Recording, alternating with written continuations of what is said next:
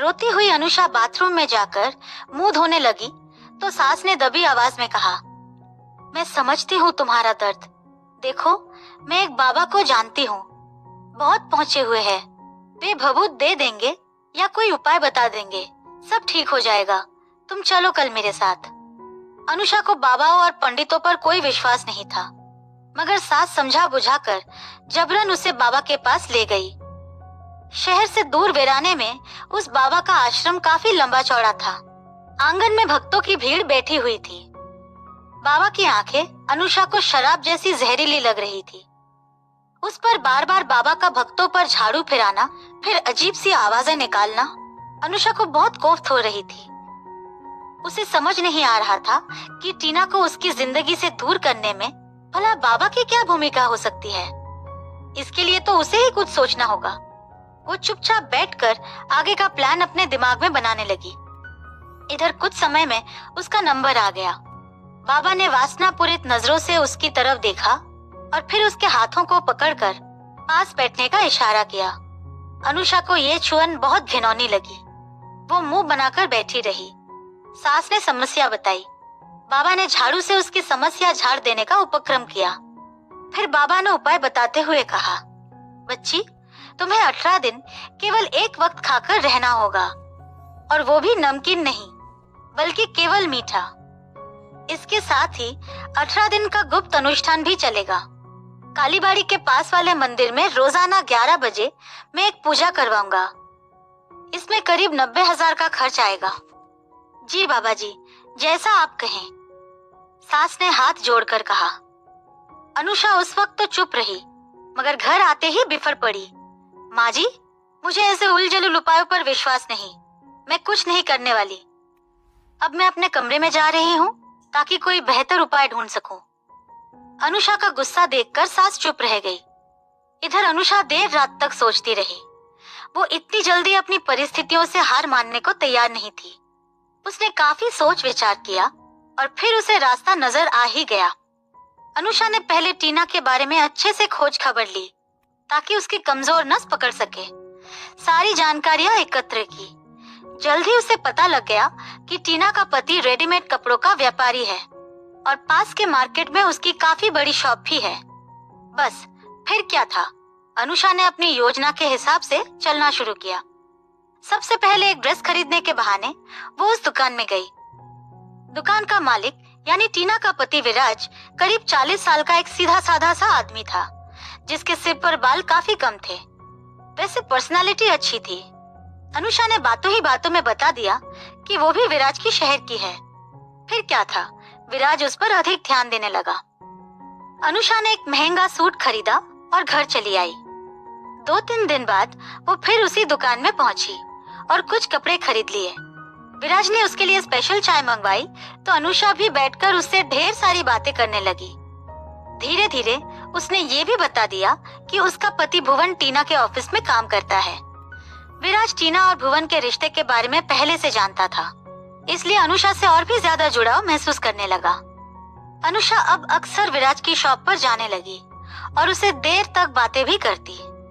जल्द ही विराज से उसकी दोस्ती इतनी गहरी हो गई कि विराज ने उसे घर आने को भी आमंत्रित कर दिया। अगले ही दिन अनुषा टीना की गैर मौजूदगी में विराज और टीना के घर पहुंच गई। विराज ने उसकी काफी आवभगत की और दोनों ने दोस्त की तरह साथ समय व्यतीत किया। चलते समय अनुषा ने जानबूझकर टीना के बेड पर कोने में अपना हेयर पिन रख दिया। रात में जब टीना ने वो हेयर पिन देखा तो बौखला गई और विराज से सवाल करने लगी। विराज ने किसी तरह बात को टाल दिया, मगर 2 दिन बाद ही अनुषा फिर विराज के घर पहुंच गई। इस बार वो बाथरूम में अपना दुपट्टा लटका आई थी। टीना ने जब लेडीज दुपट्टा बाथरूम में देखा तो आपे से बाहर हो गई और विराज पर उंगली उठाने लगी। ये दुपट्टा किसका है विराज? बताओ, किसके साथ रंगरेलियां मना रहे थे तुम? पागल मत बनो टीना, मैं तुम्हारी तरह किसी के साथ रंगरेलियां नहीं मनाता। विराज का गुस्सा भी फूट पड़ा। तुम्हारी तरह? क्या कहना चाहते हो तुम? भूलो मत, मेरे पिता के पैसों पर चल रहे हो। मुझको धोखा देने की बात सोचना भी मत। देखो टीना, मैं मानता हूँ एक महिला से मेरी दोस्ती हुई है, अनुषा नाम है उसका, मगर वो घर पर सिर्फ चाय पीने आई थी। यकीन मानो हमारे बीच ऐसा कुछ नहीं है जिसे तुम रंगरेलिया मनाना कह सको। अब टीना थोड़ी सावधान हो गई थी। उसे महसूस होने लगा था कि बदला लेने के लिए अनुषा उसके पति पर डोरे डाल रही है। टीना ने अब भुवन के घर आना जाना कम कर दिया, मगर उसके साथ वक्त बिताना नहीं छोड़ा। इधर अनुषा फिर से विराज के घर पहुंची।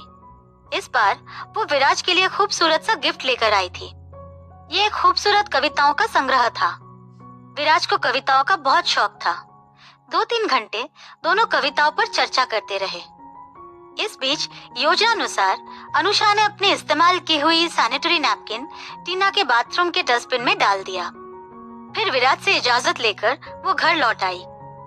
अनुषा को अंदेशा हो गया था कि आज रात या कल सुबह टीना कोई ना कोई ड्रामा जरूर करेगी। हुआ भी यही। सुबह सुबह टीना अनुषा के घर धमक आई।